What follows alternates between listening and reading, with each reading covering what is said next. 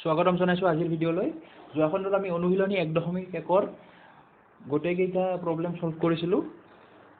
আজি আমি অনুশীলনী 1.2 প্ৰব্লেমকেইটা সলভ কৰাৰ উপৰি মৌলিক উৎপাদকীকৰণ আৰু লসাগু আৰু গসাগু নিৰ্ণয়ত কেনেদৰে মৌলিক উৎপাদকীকৰণ ব্যৱহাৰ কৰিব পাৰি সেই সম্পৰ্কে শিকিম।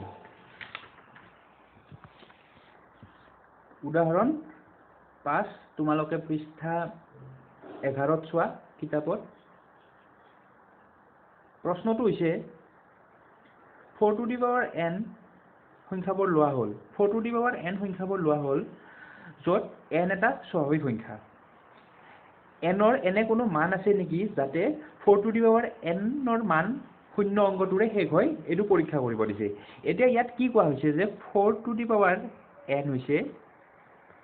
কোনো এটা সংখ্যা। এটা 4 to the power n ফৰ্মত যিবোৰ সংখ্যা আছে সেইবোৰ সংখ্যা কি হ'ব পাৰিব? n ৰ মান যদি 1 হয় তেতিয়াহ'লে 4 হ'ব, n ৰ মান 2 হ'লে এইটো হ'ব 16, n ৰ মান 3 হ'লে এইটো হ'ব 64, এনেদৰে বাঢ়ি গৈ থাকিব। ঠিক আছে? এতিয়া প্ৰশ্নটো সুধিছে যে 4 to the power n ৰ আকাৰৰ যিবোৰ সংখ্যা আছে এনেকুৱা কোনো এক সংখ্যা আছে নেকি যে সেইটো সংখ্যাৰ শূন্যৰে শেষ হয়। এতিয়া আমি কি লিখিব পাৰোঁ যে 4 to the power n equal to 4 মানে হৈছে কি 2 স্কয়াৰ, 2 স্কয়াৰ আৰু n মানে 2 to the power twice n। এতিয়া 2 to the power twice n এইটো সংখ্যা বা এইটো আকাৰত থকা কোনো এটা সংখ্যা শূন্যৰে তেতিয়াহে শেষ হ'ব পাৰিব যেতিয়া সেইটো সংখ্যাত 5 প্ৰেজেন্ট থাকিব।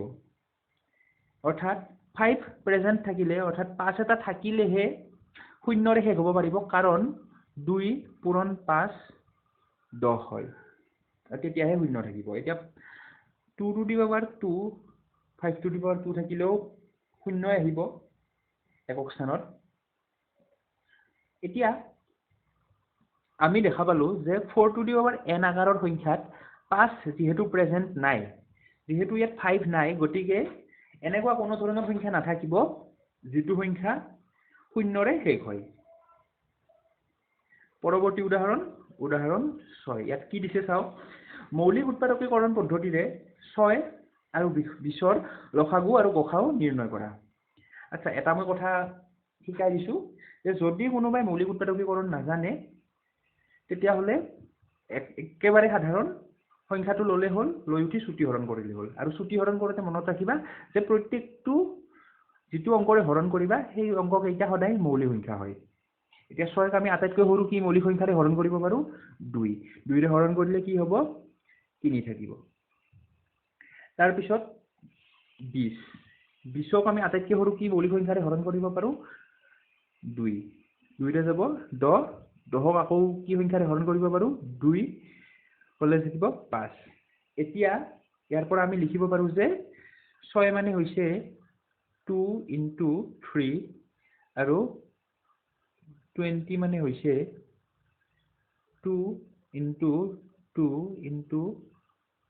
5, অৰ্থাৎ 2 স্কয়াৰ into 5। এতিয়া ইয়াত আমাক যদি গসাগু নিৰ্ণয় কৰিব দিছে, গসাগু মানে হৈছে গৰিষ্ঠ সাধাৰণ উৎপাদক, GCD বুলিও কয়। ইয়াতে আমি চাব লাগিব যে কোনটো সংখ্যা এই দুটা সংখ্যাতে প্ৰেজেন্ট আছে। 6 আৰু 20ত কোনটো সংখ্যা প্ৰেজেন্ট আছে? আমি দেখা পালো যে অকল 2 হে আছে। আৰু 2ৰ নিম্নতম ঘাত কি আছে? নিম্নতম ঘাত কি আছে? নিম্নতম ঘাত আছে ইয়াতে 1 আৰু ইয়াত 2। নিম্নতম ঘাত হৈছে 1, অৰ্থাৎ গসাগু হ'ব 2 to the power 1। তাৰপিছত হ'ল লসাগু। লসাগু নিৰ্ণয় কৰিব লাগিলে আমি চাম উচ্চতম ঘাত। প্ৰত্যেকটো মৌলিক উৎপাদকৰ অৰ্থাৎ উচ্চতম ঘাতকেইটা আমি নিৰ্ণয় কৰিম বা আমি বিচাৰিম। ইয়াতে 20ত 2ৰ উচ্চতম ঘাত কি আছে? 2 স্কয়াৰ। গতিকে লসাগুৰ কাৰণে আমি কনচিডাৰ কৰিম 2 স্কয়াৰ। তাৰপিছত 20ত 5ৰ উচ্চতম ঘাত কি আছে? 20ত 5ৰ উচ্চতম ঘাত আছে 1, অৰ্থাৎ 5 to the power 1। আৰু 6ত 3ৰ উচ্চতম ঘাত কি আছে? 3ৰ উচ্চতম ঘাত হৈছে 1, অৰ্থাৎ 3 to the power 1। 3 এতিয়া এইটোৰ মান কি হ'ব এইটোৰ মান হ'ব 60 অৰ্থাৎ লসাগু হ'ল 60 পৰৱৰ্তী উদাহৰণলৈ আহিছো উদাহৰণ 7 ইয়াত কি দিয়া হৈছে মৌলিক উৎপাদকীকৰণ পদ্ধতিৰে 96 আৰু 404 ৰ গসাউ নিৰ্ণয় কৰা আৰু ইয়াৰ পৰা হিহতৰ লসাগু উলিওৱা আচ্ছা এটা ভালদৰে জানি লবলগীয়া কথা যে দুটা সংখ্যা ধৰি লৈছো যিকোনো দুটা সংখ্যা a আৰু b ঠিক আছে এতিয়া a আৰু b ৰ যেটো পূৰণফল অৰ্থাৎ a * b সদায়ে হয় a b ৰ লসাগু পূৰণ a b ৰ গসাউ যে কিতাপত যে এইটো দিয়া আছে যে যিকোনো দুটা অখণ্ড সংখ্যা a b ৰ ক্ষেত্ৰত সদায় গসাউ আৰু লসাগুৰ পূৰণফল a আৰু b ৰ পূৰণফলৰ সমান হয় এইটো ভালদৰে নোট ডাউন কৰি থবা বা কিতাপত আন্ডাৰলাইন কৰি থব পাৰা আৰু এইটো যিটো আমি ফল পাইছো যে গসাউ আৰু লসাগুৰ পূৰণফলটো সংখ্যা দুটাৰ পূৰণফলৰ সমান হয় সেইটোৰ পৰাই আমি এতিয়া গসাউ আৰু সংখ্যা দুটা দিয়া থাকিলে আমি লসাগু নিৰ্ণয় কৰিব পাৰিম গতিকে উদাহৰণ 7ত আহিছো 96 ৰ মৌলিক উৎপাদকীকৰণ কৰিলে কি হয় 2 to the power 5 into 3 আৰু 404 ৰ মৌলিক উৎপাদকীকৰণ কৰিলে কি হয় 2 square into 101 এতিয়া ইয়াত গসাউ কি হ'ব গসাউ হ'ব যে যেটো সংখ্যা দুটাতে প্ৰেজেন্ট আছে হেতু হৈছে 2 আৰু 2 ৰ নিম্নতম ঘাত কি হৈছে 2 অৰ্থাৎ গসাউ হ'ব 2 স্কয়াৰ মানে 4 এতিয়া আমি ইয়াত দেখা পাইছো যে লসাগু পূৰণ গসাউ সমান সংখ্যা দুটাৰ পূৰণফল অৰ্থাৎ 4 পূৰণ ধৰি লোৱা লসাগু মানে l equal to 96 into 404 ইয়াৰ পৰা আমি l ৰ মান অতি সহজে নিৰ্ণয় কৰিব পাৰো আৰু l ৰ মান হ'ব 96 পৰৱৰ্তী উদাহৰণ কি কোৱা হৈছে মৌলিক উৎপাদকীকৰণ পদ্ধতিৰে 6 72 আৰু 120 ৰ গসাউ আৰু লসাগু নিৰ্ণয় কৰা আমি 6 ৰ মৌলিক উৎপাদকীকৰণ কৰো প্ৰথমতে 6 ৰ মৌলিক উৎপাদকীকৰণ কি হ'ব 2 into 3 72 ৰ মৌলিক উৎপাদকীকৰণ এইটো কি হ'ব 2 cube into 3 square আৰু 120 ৰ মৌলিক উৎপাদকীকৰণ হ'ব 2 cube into 3 into 5 এতিয়া গসাউ কি হ'ব গসাউ হ'ব যেটো সংখ্যা আটাইকেইটাতে প্ৰেজেন্ট আছে আৰু সেই সংখ্যাটোৰ নিম্নতম ঘাত ইয়াত আটাইকেইটা সংখ্যাতে প্ৰেজেন্ট থকা সংখ্যাটো কি হৈছে মৌলিক উৎপাদকটো কি হৈছে আটাইকেইটা সংখ্যাতে কোনটো মৌলিক উৎপাদক প্ৰেজেন্ট আছে হেতু হৈছে 2 আৰু 3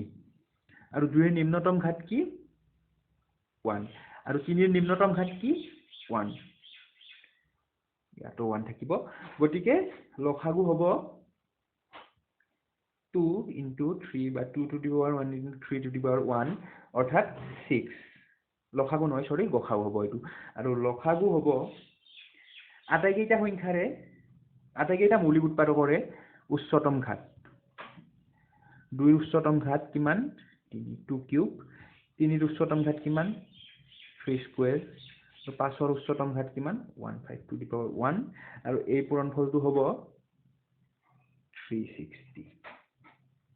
এতিয়া আমি অনুশীলনী 2.1 কৰিম ভালদৰে চাই লবা প্ৰত্যেকটা প্ৰশ্নই কৰিম এটা কৈ ভালদৰে মন কৰিবা প্ৰশ্ন 1 এইটো কি কৰিব দিছে প্ৰত্যেকটো সংখ্যাকে মৌলিক উৎপাদকৰ গুণফল হিচাপে প্ৰকাশ কৰা এটো অতি সাধাৰণ প্ৰশ্ন গতিকে আমি গোটেইকেইটা নকৰো অকল 4 আৰু 5 এই দুটা প্ৰশ্নহে কৰিম ইয়াত আহিছো 1 4 ইয়াত কিহৰ মৌলিক উৎপাদকীকৰণ কৰিব দিছে 5005 দীৰ্ঘহৰণ কৰিছো 5005 5 হৰণ যাব থাকিব 1001 তাৰপিছত সাগে 11 হৰণ যাব 91 7 যাব 13 গতিকে মৌলিক উৎপাদকীকৰণ কৰিলে কি হ'ব 5 পূৰণ 11 পূৰণ 7 পূৰণ 13 তাৰ পিছত প্ৰশ্নটো কি আছে আমাৰ 1 ৰ 5 7429 মৌলিক উৎপাদকীকৰণ কৰিম আমি ছুটি হৰণ প্ৰক্ৰিয়াৰে 17 ৰে যাব এইটো হৰণ 17 ৰে 437 থাকিব তাৰ পিছত এইটো 17 ৰে যাবনে 17 নাযায় 17 তকৈ ডাঙৰ মৌলিক সংখ্যা কি আছে 19 19 ৰে যাবনে 19 যাব 19 ৰে গলে কি হ'ব 23 গতিকে মৌলিক উৎপাদকীকৰণ কি হ'ল 17 into 19 into 23 আইছো পৰৱৰ্তী প্ৰশ্ন কি দিয়া আছে 2 নম্বৰ প্ৰশ্ন প্ৰথম প্ৰশ্নটো হৈছে দ্বিতীয় প্ৰশ্ন তলৰ খণ্ড সংখ্যা কেইটা লসাগু আৰু গসাগু উলিওৱা আৰু সত্যাপন কৰা যে লসাগু পূৰণ গসাগু সমান সংখ্যা দুটাৰ গুণফল ইয়াতে কৰিছো 2 ৰ 1 আমাৰ সংখ্যা কি দিয়া আছে 26 আৰু 91 26 ৰ আমি মৌলিক উৎপাদকীকৰণ কৰিম প্ৰথমতে লসাগু আৰু গসাগু নিৰ্ণয় কৰাৰ কাৰণে 26 আৰু 91 দুটাৰে নিৰ্ণয় কৰিম 26 মানে হৈছে 13 into 2 91 মানে হৈছে 13 into 7 গতিকে লসাগু আমি ছুটি কৰি লসাগু কিমান হ'ব লসাগু হ'ব 13 ইয়াতো 13 এটা আছে 13 2 ৰ নিম্নতম পাৱাৰ 2 আৰু 7 ৰ নিম্নতম পাৱাৰ 7 অৰ্থাৎ এইটো হ'ব 182 আৰু গসাগু হ'ব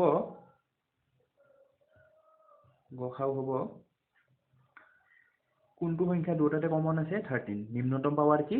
1 অৰ্থাৎ 13 to the power 1 but 13 এতিয়া 182 আৰু 13 ৰ পূৰণফল কিমান হয় 13 আৰু 182 13 আৰু 182 ৰ পূৰণফল হয় 2366 এতিয়া আমি প্ৰমাণ কৰিব লাগে যে লসাগু আৰু এইটো হৈছে লসাগু আৰু গসাগুৰ পূৰণফল যে লসাগু আৰু গসাগুৰ পূৰণফলটো সংখ্যা দুটাৰ পূৰণফলৰ সমান হয় এতিয়া আমাৰ সংখ্যা দুটা কি দিয়া আছে 26 আৰু 91 26 আৰু 91 ৰ পূৰণফল কিমান হয় কৰিছো ইয়াতে 26 91 এইটো হয় 6623 2366 অৰ্থাৎ আমাৰ প্ৰমাণিত হ'ল যে লসাগু আৰু গসাগুৰ পূৰণফল সংখ্যা দুটাৰ পূৰণফলৰ সমান হয় গতিকে এইটো প্ৰমাণিত হৈ গ'ল দ্বিতীয় প্ৰশ্ন চাইছো দ্বিতীয় প্ৰশ্ন কি দিয়া আছে এইটো কৰা হৈছে দ্বিতীয় প্ৰশ্ন 510 আৰু 92 এইটো আমি এইবাৰ কৰিম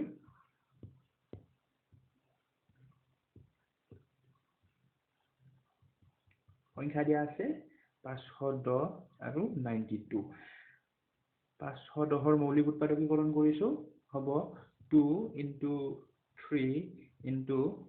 5 into 17 92 ৰ মৌলিক উৎপাদকীকৰণ এইটো হ'ব 2 square into 23 এতিয়া লসাগু কি হ'ব লসাগু হ'ব 2 square into 3 into 5 into 17 into 23 আৰু এই পূৰণফলটো হ'ব বহুত ডাঙৰ হ'ব পূৰণফলটো মই ক্যালকুলেটৰত কৰি লৈছো আগতে এইটো হ'ব 23460 আৰু গসাগু কি হ'ব দুটাতে কি কমন আছে অকল 2 কমন আছে 2 ৰ নিম্নতম ঘাত কি 1 গতিকে গসাগু হ'ব 2 এতিয়া লসাগু আৰু গসাগুৰ পূৰণফল কি লসাগু আৰু গসাগুৰ পূৰণফল হ'ব ভালদৰে চিনি পোৱাৰ কাৰণে কালাৰটো চেঞ্জ কৰি ললো 23,460 into 2 এইটো হ'ব 46,920 এতিয়া এই দুটাৰ পূৰণফল নিৰ্ণয় কৰি চাইছো ইয়াত কৰিছো 510 into 92 510 আৰু 92 এইটো হয় 46,920 গতিকে মিলিছে আমাৰ যে 510 আৰু 92 ৰ পূৰণফল এই দুটা লসাগু আৰু গসাগুৰ পূৰণফলৰ সমান হৈছে গতিকে এইটো প্ৰমাণিত হৈছে তাৰ পিছত তৃতীয় প্ৰশ্ন ইয়াতে তৃতীয় প্ৰশ্ন কি দিছে এইটো কৰা হৈছে তৃতীয় প্ৰশ্ন কি দিছে 336 আৰু 54 অৰ্থাৎ দুই তৃতীয় প্ৰশ্ন এইটো কৰিছো 336 ৰ মৌলিক উৎপাদকীকৰণ কৰিলে হয় 2 to the power 4 into 3 into 7 আৰু 54 ৰ মৌলিক উৎপাদকীকৰণ কৰিলে হয় 2 into 3 কিউব এতিয়া লসাগু কি হ'ব লসাগু হ'ব 2 ৰ সৰ্বোচ্চ ঘাত 2 to the power 4 এইটো 3 কিউব আছে 3 ৰ সৰ্বোচ্চ ঘাত 3 কিউব আৰু 7 ৰ সৰ্বোচ্চ ঘাত 1 আছে গতিকে 7 এইটো পূৰণফল হ'ব 3024 আৰু গসাগু কি হ'ব এইটো লসাগু আৰু গসাগু কি হ'ব গসাগু হ'ব দুটাত কি কমন আছে 2 কমন আছে সৰ্বোচ্চ ঘাত 1 আৰু 3 কমন আছে 3 ৰ সৰ্বোচ্চ ঘাত 1 গতিকে 2 পূৰণ 3 6 এই দুটাৰ পূৰণফল উলিয়াই লৈছো 3024 into 6 এইটো হয় 18,144 এতিয়া ইয়াত কৰি লৈছো এই দুটা সংখ্যাৰ পূৰণফল 336 আৰু 54 336 আৰু 54 ৰ পূৰণফল কিমান হ'ব এইটো হ'ব মই ক্যালকুলেটৰত কৰি লৈছো 18,144 অৰ্থাৎ সংখ্যা দুটাৰ পূৰণফল আৰু লসাগু আৰু গসাগুৰ পূৰণফল সমান হৈছে গতিকে আমি প্ৰমাণিত কৰিব পাৰিলো যে নিৰ্ণয় সংখ্যা দুটাৰ পূৰণফল সংখ্যা দুটাৰ লসাগু আৰু গসাগুৰ পূৰণফলৰ সমান হয় তৃতীয় প্ৰশ্ন এইটো কৰিম এতিয়া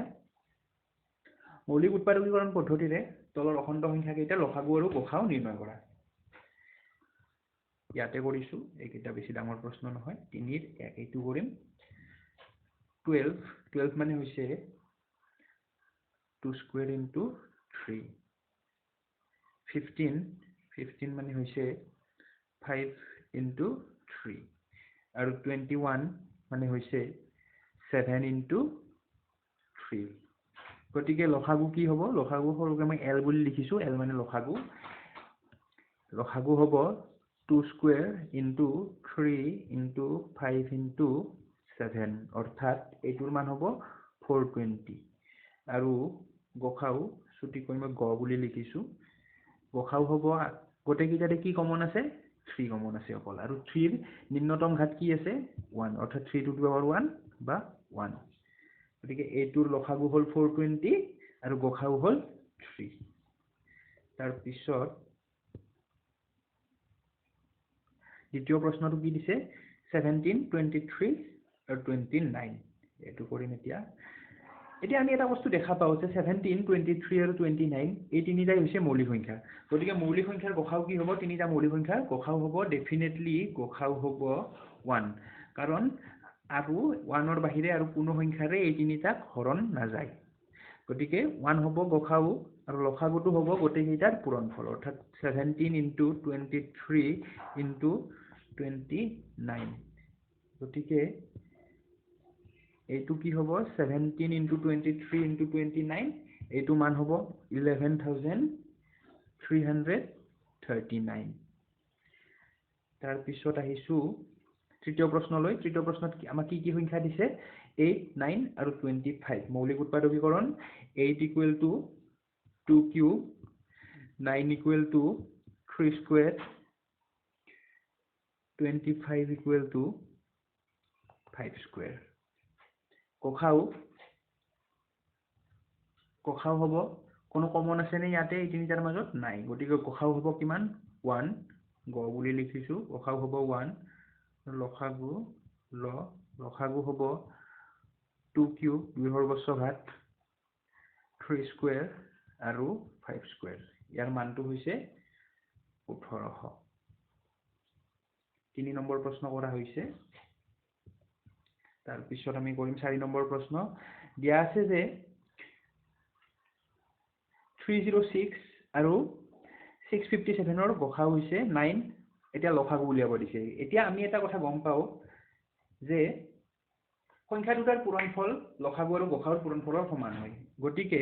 ইয়াতে 306 আৰু 657 306 * 657 =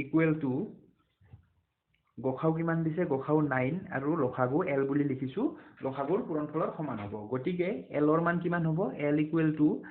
306 * 657/9 নৰে এইটো হৰণ কৰিলে হ'ব 34 * 657 এইটো হ'ব 22338 গতিকে লসাগু হ'ল কিমান 22338 4 নম্বৰ প্ৰশ্ন কৰা হৈছে 5 নম্বৰ প্ৰশ্ন ইয়াত কৈছে যে পৰীক্ষা কৰা যে কোনো স্বাভাৱিক সংখ্যা n ৰ ক্ষেত্ৰত 6n সংখ্যাটো শূন্য অংকৰে শেষ হ'ব পাৰে নে নাই উদাহৰণত এনেকুৱা এটা অংক কৰিছিলো আমি এতিয়া আমাক দিছে কি 6n n যিকোনো এটা স্বাভাৱিক সংখ্যা গতিকে 6n টো আমি মৌলিক উৎপাদকত বিভক্ত কৰি কেনেদৰে লিখিব পাৰো এইটো লিখিব পাৰো যে 2n * 3n এতিয়া কোনো এটা সংখ্যা শূন্যৰে তেতিয়াহে শেষ হ'ব যেতিয়া তাত 2 আৰু 5 দুটা মৌলিক উৎপাদক থাকিব আৰু ইয়াত মৌলিক উৎপাদক কি আছে 2 আছে আৰু 3 আছে কিন্তু ইয়াত 5 নাই যেহেতু 5 নাই গতিকে আমি ক'ব পাৰো যে 6n আকাৰৰ কোনো ধৰণৰ সংখ্যাই শূন্য অংকৰে শেষ হ'ব নোৱাৰে কাৰণ ইয়াত 5 নাই 5 নম্বৰ প্ৰশ্নলৈকে আমাৰ কৰা হৈছে 6 নম্বৰ প্ৰশ্নত কি কৈছে 7 * 11 * 13 + 13 আৰু 7 * 6 * 5 * 4 * 3 * 2 * 1 + 5 সংখ্যা দুটা কিয় যৌগিক সংখ্যা ব্যাখ্যা কৰা আচ্ছা প্ৰথমতে এইটো সংখ্যা চাইছো 7 * 11 * 13 + 13 এতিয়া এইটো সংখ্যাত দুটা অংশ আছে এইটো প্ৰথম অংশ এইটো দ্বিতীয় অংশ এতিয়া এই দুটা অংশ কোনো এক মৌলিক সংখ্যাৰে হৰণ কৰিব পাৰি নেকি মৌলিক সংখ্যাৰে বিভক্ত কৰিব পাৰি নেকি চাও যে এইটো অংশ 13 ৰে হৰণ যাব অৰ্থাৎ এইটো অংশৰ কাৰণে 13 এটা মৌলিক উৎপাদক আৰু এইটো অংশ 13 ৰে হৰণ যাব গতিকে এইটো অংশৰ কাৰণেও 13 এটা মৌলিক উৎপাদক গতিকে আমি ক'ব পাৰো যে এইটো সংখ্যাত 1 সংখ্যাটো নিজে আৰু 13 এই তিনিটা উৎপাদক থাকিব আৰু এটা সংখ্যাত যেতিয়া সেই সংখ্যাটো নিজে আৰু একৰ বাহিৰে আৰু কোনো ধৰণৰ উৎপাদক থাকে তেতিয়া হলে সেইটো সংখ্যা মৌলিক সংখ্যা হ'ব নোৱাৰে আৰু সেইটো সংখ্যা যৌগিক সংখ্যা হয় যেহেতু এইটো সংখ্যা 13 ৰে হৰণ যায় অৰ্থাৎ 13 এটা মৌলিক উৎপাদক এইটো সংখ্যাৰ কাৰণে গতিকে এই সংখ্যাটো কোনো কাৰণতে মৌলিক সংখ্যা নহয় বা এইটো এটা যৌগিক সংখ্যা দ্বিতীয় সংখ্যাটো কি দিছে দ্বিতীয় সংখ্যাটো দিছে 7 * 6 * 5 * 4 * 3 * 2 * 1 + 5 ইয়াতো দুটা অংশ আছে এইটো প্ৰথম অংশ এইটো দ্বিতীয় অংশ প্ৰথম অংশটোত আৰু দ্বিতীয় অংশটোৰ মাজত কোনো ধৰণৰ সাধাৰণ উৎপাদক আছে নেকি সাধাৰণ মৌলিক উৎপাদক আছে নেকি আমি চাও দেখা পালো যে ইয়াতে 5 আছে ইয়াতো 5 আছে অৰ্থাৎ এইটো অংশ 5 ৰে হৰণ যাব এইটো অংশ 5 ৰে হৰণ যাব আৰু দুটা অংশৰ কাৰণে আমি এইটো কথা ক'ব পাৰো যে 5 দুটা অংশৰ কাৰণে এটা সাধাৰণ মৌলিক উৎপাদক অৰ্থাৎ এই গোটেই সংখ্যাটোৰ কাৰণে 5 হ'ব এটা মৌলিক উৎপাদক গতিকে এই সংখ্যাটোত কি উৎপাদক থাকিব পাৰে 1 থাকিব পাৰে 5 থাকিব পাৰে আৰু সংখ্যাটো নিজে গতিকে সংখ্যাটো দুটাতকৈ বেছি সাধাৰণ উৎপাদক আছে গতিকে সংখ্যাটো কোনো কাৰণতে মৌলিক সংখ্যা হ'ব নোৱাৰে অৰ্থাৎ এই সংখ্যাটো এটা যৌগিক সংখ্যা কথাখিনি এনেদৰে লিখি বুজাই দিব পাৰিবানে চাবা প্ৰশ্নত আহিলে ভালদৰে বুজাই দিলে সম্পূৰ্ণ নম্বৰ দিব 7 নম্বৰ প্ৰশ্ন ইয়াত সুধিছে এখন খেলপথাৰৰ চাৰিওপিনে এটা বৃত্তাকাৰ পথ আছে খেলপথাৰখন গাড়ীৰে এবাৰ ঘূৰিবলৈ সোনিয়াৰ 18 মিনিট লাগে এছ বুলি লিখিছো সোনিয়াৰ কাৰণে এছ বুলি লিখিছো সময় কিমান লাগে 18 মিনিট য'ত একোটা ঘূৰণত ৰবিৰ লাগে 12 মিনিট আৰ বুলি লিখিছো ৰবিক বুজাবৰ কাৰণে 12 মিনিট ধৰা তেওঁলোকে একেটা বিন্দুতে একে সময়তে একেটা দিশত যাত্ৰা আৰম্ভ কৰিলে কিমান মিনিট পিছত তেওঁলোকে আকৌ আৰম্ভণিৰ বিন্দুটোত লগ লাগিব এটো এটা সুন্দৰ প্ৰশ্ন ধৰা হল এইটো এটা বৃত্তাকাৰ পথ এইটো বৃত্ত নহল ভালদৰে ধৰা হল এইটো এটা বৃত্তাকাৰ পথ আৰু এইটো হৈছে আৰম্ভণিৰ বিন্দু ইয়াৰ পৰা সোনিয়া এছ বুলি বুজাইছো আৰু আৰ দুজনে চক্ৰাকাৰ পথত পৰিভ্ৰমণ কৰিব এতিয়া অকল সোনিয়াৰ কাৰণে চাইছো আমি যে সোনিয়াই যদি 18 মিনিটত বৃত্তাকাৰ পথটো সম্পূৰ্ণ কৰিব পাৰে অৰ্থাৎ তাই কেতিয়া প্ৰথম বিন্দুটোত উপনীত হ'ব 18 মিনিটত আকৌ যদি তাই পুনৰ ঘূৰ্ণন কাৰ্যটো কন্টিনিউ ৰাখে তেতিয়া হলে আকৌ কেতিয়া প্ৰথম বিন্দুটোত আহি পাব আকৌ 18 পূৰণ 2 36 মিনিটত এনেকে তাই কন্টিনিউ কৰি থাকিলে 18 মাল্টিপল সময়ত তাই প্ৰথম বিন্দুটোত উপনীত হ'ব তাৰ পিছত আমি চাইছো ৰবিৰ কাৰণে ৰবিয়ে 12 মিনিটত এটা যাত্ৰা সমাপ্ত কৰে আৰু প্ৰথম বিন্দুটোত উপনীত হয় অৰ্থাৎ প্ৰথমবাৰ সি 12 মিনিটত উপনীত হ'ব দ্বিতীয়বাৰ সি কিমান সময়ত উপনীত হ'ব 12 পূৰণ 2 24 মিনিটত উপনীত হ'ব তৃতীয়বাৰ সি কিমান সময়ত উপনীত হ'ব 12 পূৰণ 3 36 মিনিটত উপনীত হ'ব এতিয়া এই দুটা যাত্ৰাৰ কাৰণে এইটো হৈছে সোনিয়া আৰু এইটো হৈছে ৰবি সোনিয়া আৰু ৰবিৰ দুজনৰে যাত্ৰাটোৰ কাৰণে কমন সংখ্যা বা কমন সময় কোনটো আছে কমন সময়টো হৈছে 36 ইয়াতো 36 আছে ইয়াতো 36 আছে অৰ্থাৎ 36 মিনিটত সোনিয়ায়ো প্ৰথম বিন্দুটোত উপনীত হ'ব অৰ্থাৎ আৰম্ভণি বিন্দুটোত উপনীত হ'ব আৰু ৰবিয়েও 36 মিনিটত আৰম্ভণিৰ বিন্দুটোত উপনীত হ'ব গতিকে দুজনে 36 মিনিটত এইটো বিন্দুত লগ লাগিব এতিয়া এনেদৰে বুজাবৰ কাৰণে এইটো পদ্ধতি মই শিকাই দিলো কিন্তু এনেকুৱা ধৰণৰ প্ৰশ্ন উত্তৰটো নিৰ্ণয় কৰিবৰ কাৰণে আটাইতকৈ সহজ উপায় হৈছে দুটা সংখ্যাৰ এলচিএম বা লসাগু নিৰ্ণয় কৰা 18 আৰু 12 18 আৰু 12ৰ লসাগু কি হ'ব 18 আৰু 12ৰ লসাগু হ'ব 36 এটো যদি মৌলিক উৎপাদকীকৰণ কৰা তেতিয়াও পাৰিবা কৰিব 3 square into 2 12 ৰ মৌলিক উৎপাদকীকৰণ 3 into 2 square অৰ্থাৎ লসাগু হ'ব 2 square into 3 square অৰ্থাৎ 36 এইটোলৈকে আমাৰ কৰা হৈ গ'ল গতিকে আজিৰ অধ্যায়টো ইয়াতে সমাপ্ত কালিৰ ভিডিঅ'ত আমি পুনৰ আহিম আৰু অনুশীলনী 1.3 কৰিবলৈ চেষ্টা কৰিম তেতিয়ালৈকে ধন্যবাদ আৰু চেনেলটো সাবস্ক্ৰাইব কৰিবলৈ নাপাহৰিবা